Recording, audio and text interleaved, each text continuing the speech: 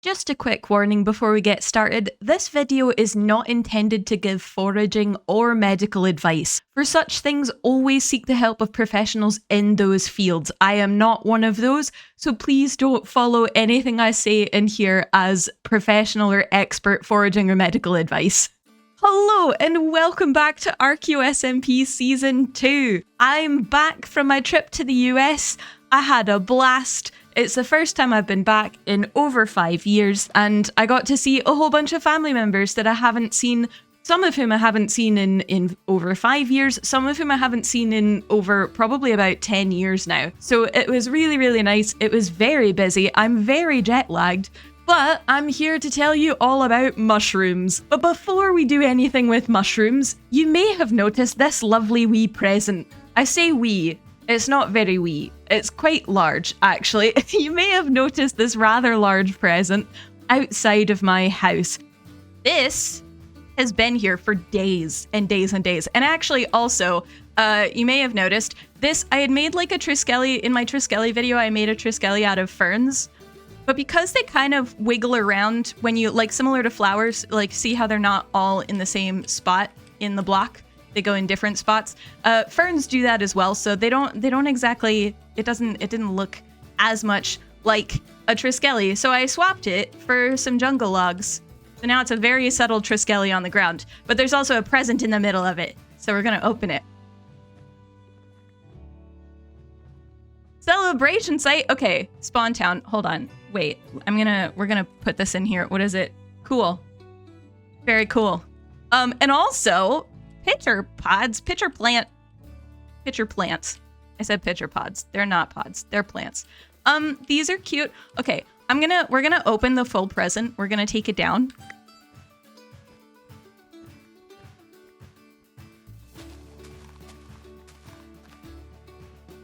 Let's go this direction.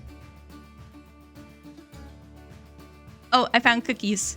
Yeah, cookie trail. Okay. Because we could follow coordinates, but following cookies is way more fun. Oh, it's right here.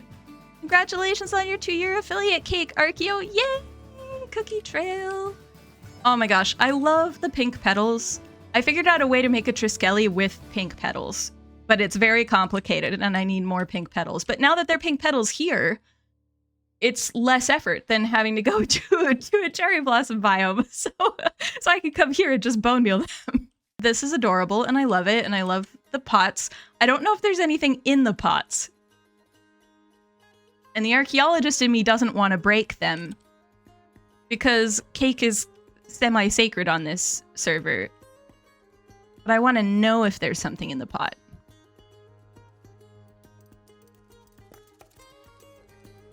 All the cookies. I should have guessed. Oh.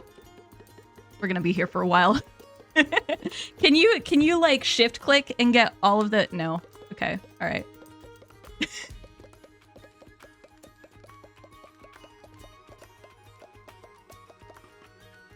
That's a good noise.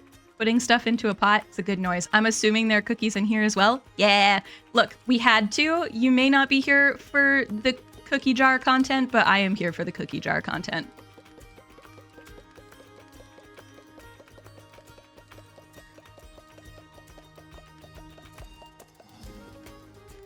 Well, thank you guys. This is cool.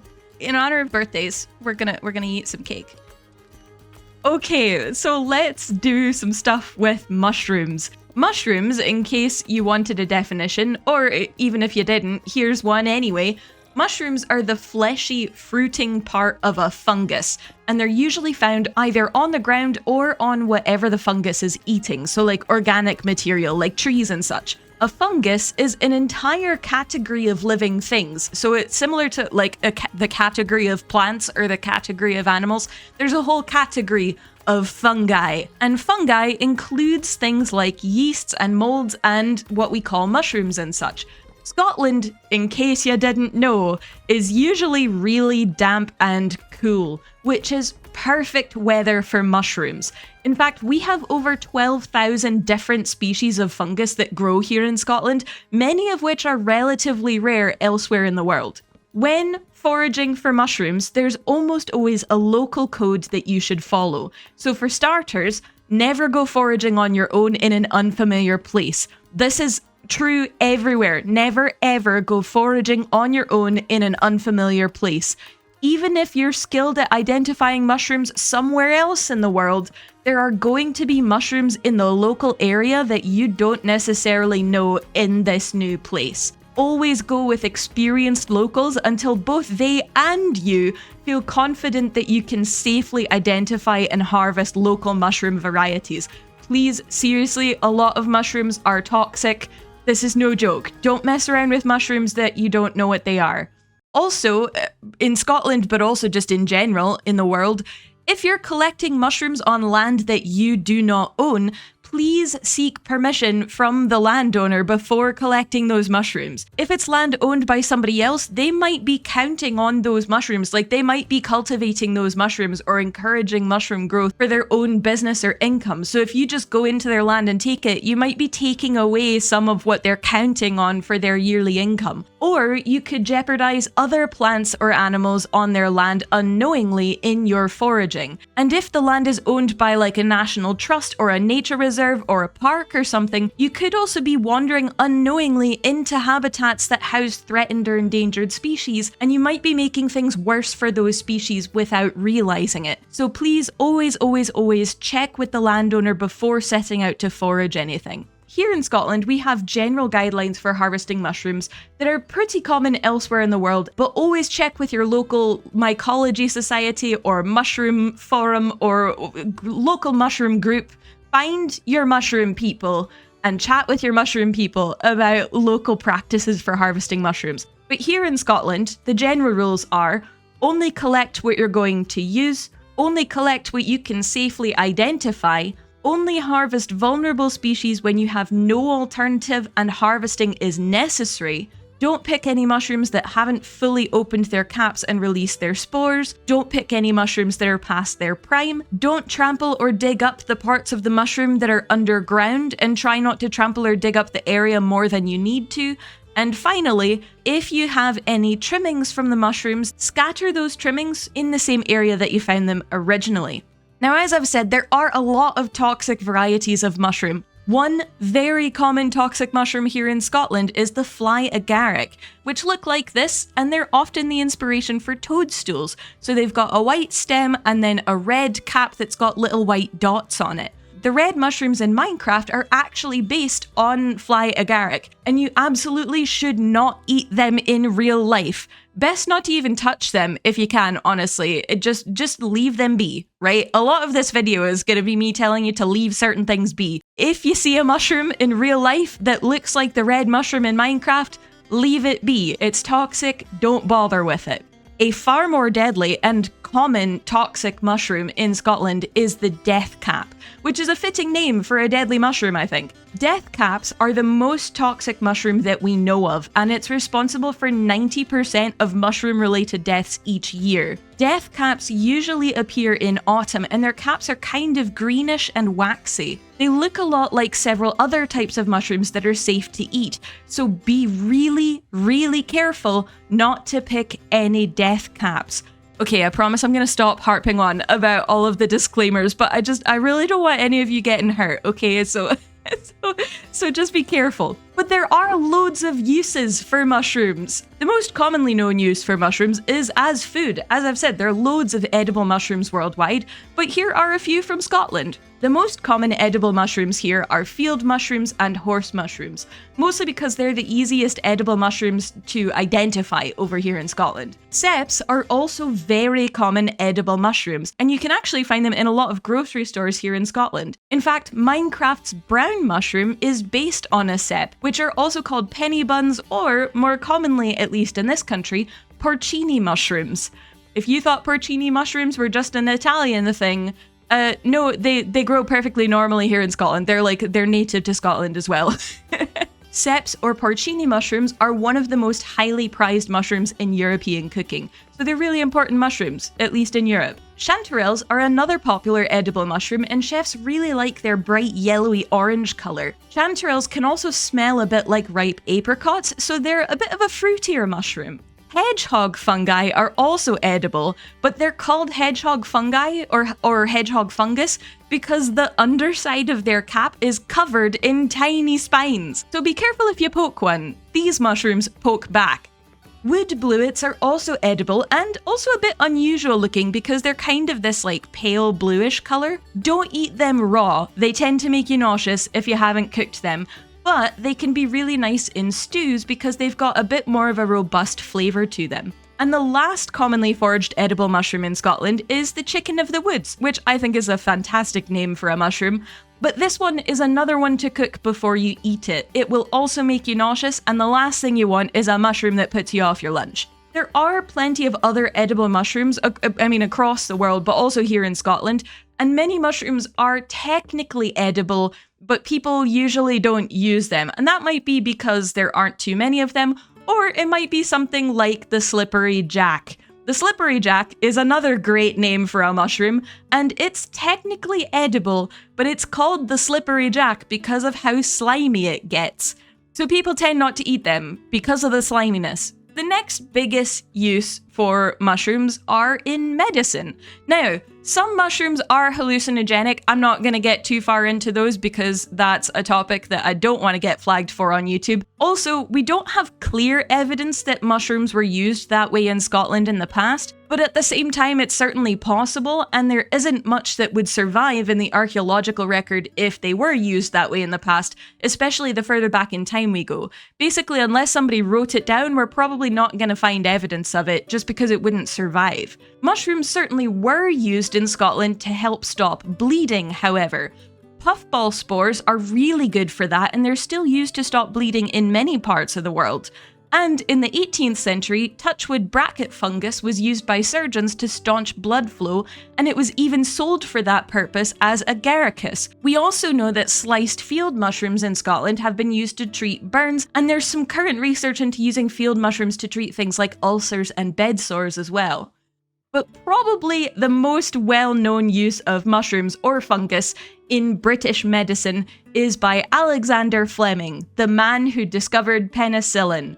Fleming was born in Darvel, Ayrshire, which is in the southwest of Scotland. He had been working in London for many years trying to find ways of fighting bacterial infections. Before the early 20th century, we didn't really have antibiotics. If you had a bacterial infection, the best medicine could do was generally follow local folk medicine recipes. Many cultures did treat some diseases with molds and fungi, but many also didn't. In the early 20th century, some synthetic antibiotics were discovered that could be used to treat things like syphilis, relapsing fever, and something called African trypanosomiasis. This word, it's hard to say.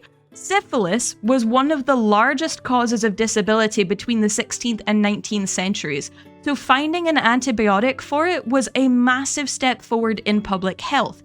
But there are lots of other bacterial infections that humans get, and there wasn't really an effective way to treat them. So back to Alexander Fleming. Fleming was working in London to understand bacterial infections and find some way of treating them, right? In 1928, he went on holiday with his family and left some of his bacterial cultures just like on a bench in his lab.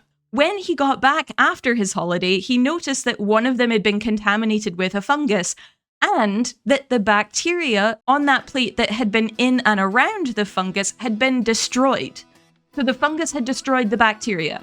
And apparently, Fleming went, "That's funny," and showed it to his lab assistant, Merlin Price, who said, "Well, that is how you discovered lysozyme." Lysozyme is an antimicrobial enzyme that animals and humans produce as part of our immune system, but they only fight against small numbers of fairly harmless bacteria, so Fleming couldn't really use them to create an antibiotic that would work against a bacterial infection. It was absolutely a major discovery, but it wasn't antibiotics. But anyway, Price was like, that's how you made your other major life discovery, going on holiday and then having your cultures contaminated accidentally and then being like, oh, that's weird. And so Fleming was like, that's true. And he wisely listened to his lab assistant, as he should have. And so he decided to experiment a bit more with this fungus. He discovered that this fungus was producing an antibacterial chemical, which he then called penicillin. Fleming announced his findings in 1929, but it took a while to become what we know as penicillin today.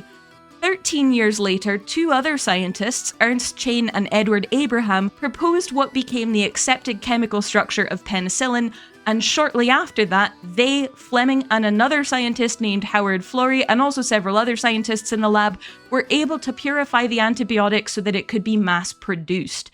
Fleming, Chain, and Florey were jointly awarded the Nobel Prize in Physiology or Medicine in 1945, and penicillin and things derived from penicillin remain the largest category of antibiotics in use today. And all because of some sneaky British fungi. But medicine and food aren't the only uses for mushrooms. Certain types of bracket fungi are great fuel for starting fires. Tinder mushrooms may give you a hint in the name, and maize-gill mushrooms are the most commonly used, and they'd be beaten with hammers until individual fibers started to separate from the mushroom. That would then get soaked in saltpeter and then dried, and you would use that as tinder to start your fires, hence the name tinder mushrooms. Smouldering puffball mushrooms were also used to smoke out bees. So my mushrooms and bees are more closely related industries than I originally realized when I planned this out. This was an accident. I didn't know that they were this closely related at the time. But you can use smouldering puffball mushrooms to smoke out bees, or to move a fire from one place to the next. So remember when we lit the hearths and the sheelings with a torch I lit from the hearth at the Byre house? I could have used a mushroom instead. And speaking of sheelings, shepherds in the Highlands often used bracket fungi to sharpen their razors in the 19th century. Bracket fungi are tough, like the tinder mushroom, so they can help sharpen a blade if you know what you're doing. And some shepherds would even sprinkle the mushroom with sand first, so that the sand would get stuck in the pores of the mushroom and help sharpen the blade even better. So what's great about this is that not only are all of my builds connected as like Scottish builds, but they're all connected through mushrooms too. Mushrooms bring the world together, guys. Also, fun fact, some more recent uses for mushrooms in Scotland are as like plant dye, well, they're not plants, as dyes for things like clothing and cloth. They give really, really bright colors, which is impressive, but apparently using them for dyes wasn't super popular until the 1990s, but I also wouldn't be surprised if it was something that was around in like the Iron Age and we just didn't know, and then the knowledge was lost or something, and then it's come back in the 1990s. Something, I don't know, it could be something like that, it could be that we didn't know about it. Either way, it's really, really cool. And the last major use, or I don't know if it's a major use, but it's a cool use for mushrooms, is as a source of pulp for making paper, which actually kind of makes sense, because if you can use tinder mushrooms, like if you've got a mushroom called a tinder mushroom and you can use it for starting fires, or you can use other bracket fungi to like sharpen razors, then it makes sense that you'd be able to turn it into something like similar to wood pulp, because it already works similar to wood, right? At least some mushrooms do. So anyway, it makes sense, but it's still really cool, and I didn't know you could make paper out of mushrooms, but you can make paper out of mushrooms. Now, as with anything that's been in Scotland for a long time, there is also a lot of folklore about mushrooms in Scotland. And the most commonly known, and probably the biggest one to be aware of if you're visiting Scotland, is fairy circles. Fairy circles or fairy rings are a ring or circle of mushrooms, usually in forested or grassy areas. There's often a ring of dark or dead grass around the mushrooms too, so like there'll be this ring of dark or dead grass with the mushrooms inside it. But sometimes it's also just the ring of mushrooms. And it doesn't have to be a full circle, it can be like an arc, but like if it's remotely circle shaped, consider it a fairy circle, and you'll understand why as I get into what fairy circles are. So, there is loads of folklore around fairy circles across the world, and especially in Western Europe. In Scotland, they are often said to appear when fairies or elves dance, and that belief dates to at least the medieval period, if not before. These dances of the fairies are said to happen on moonlit nights, with the circles appearing the morning after. And that is something that we know, mushrooms can pop up really quickly, so they might not be there the night before, and then you wake up the next day and all of a sudden there are mushrooms. Now, you may think of fairies as happy, nice beings, but in Scotland, fairies are bad news, or at least creatures you should stay away from at a respectful distance. Messing with fairies in Scottish folklore never ends well for humans, and honestly, the best thing to do is to just leave them be. So in Scottish folklore, people who interact with fairies often pass away shortly after, and some people who have met with fairies are said to have been taken by fairies when they died. So their coffins are literally empty, like they've passed away, and then the fairies take their body, and people bury an empty coffin. Disturbing a fairy circle is usually a bad idea. It tends to anger the fairies, who take it out on the guilty party. There are even beliefs in some areas that just collecting dew near a fairy circle in Scotland is bad enough to anger them, and there are warnings in old poems and sayings and things like this one. Okay, now, I'm gonna warn you all. I do not speak Scots. This rhyme is Scots. This is in the Scots dialect of English. If I mispronounce anything, to my fellow Scottish people, I do apologise. I'm doing my best. He wha tills the fairies green, nae luck again shall hae, and he wha spills the fairies ring betide him wanting way. For weirdless days and weary nights are his till his day, but he wha gaze by the fairy ring nae dule nor pine shall see, and he wha cleans the fairy ring, an easy death shall dee. Which basically translates from Scots, again apologies for any mispronunciations, basically translates from Scots as, he who tills the fairies green will never have any luck ever again, and he who disturbs the fairies ring will suffer want and woe, so like bad times are gonna happen. For ill-fated or unfortunate days and miserable nights are his till his dying day. So basically don't disturb a fairy ring, right? But he who passes by the fairy ring or leaves it alone, no sorrow or suffering shall he see, and he who removes the fairy ring or clears it away, an easy death will die, which basically means that the fairies will immediately curse you to death, not that you'll like have an easy or peaceful death. An easy death will die that's a bad thing in this rhyme. It's like immediate death is happening. People who enter a fairy ring are also often said to become invisible to those outside the ring, and they often can't leave the ring to return to their normal life either. So like somebody would have to rescue them, but they'd have to know that they're there in the first place, and if you're invisible, it's a bit difficult to know that you're there. In many folk tales, when a person enters a fairy ring or anywhere where fairies are dancing, the fairies force the person to dance until they're either exhausted, insane, or dead. And some stories even say that the fairies will try to lure people into the circle to then dance until they're exhausted, insane, or dead. So basically, if you see fairies dancing, turn around and walk away is the best. That's the best thing to do. Turn around and walk away. On top of all of that, time also passes differently in fairy circles. An hour inside the circle could actually be months or years outside of it. So somebody who's gone into a fairy circle and maybe been rescued after what they see as 2 hours, it could actually be 2 years later. Fairies and beliefs around fairies are really commonly held folk beliefs in Scotland, right through to the middle of last century, but even today, most people just won't want to walk into a fairy circle. Different people put different amounts of weight into the fairy stories, but in the case of a circle where the only thing to come out of disturbing it is a negative thing, why would you want to tempt the fairies? Also, entering a fairy circle at Halloween or Samhain is especially dangerous, so be careful on Thursday that you don't go wandering into any fairy circles. Speaking of Samhain, we're having a Samhain server event on the 2nd of November. Samhain is a traditional Celtic festival that Halloween actually largely originates from.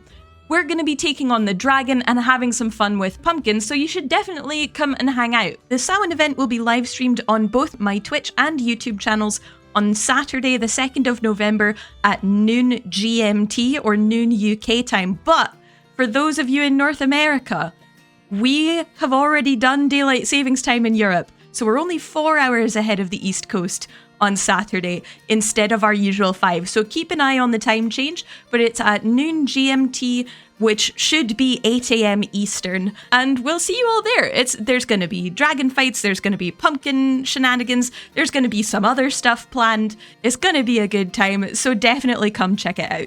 And that's all I've got today about mushrooms, which sounds like I don't have that much about mushrooms, but I feel like we've covered a lot of things, right? We got penicillin, we got fairy circles, we got making paper out of mushrooms, and also all the edible elements. So it's a lot of mushrooms. So I feel like we've done quite well, and we're gonna end the episode there, guys.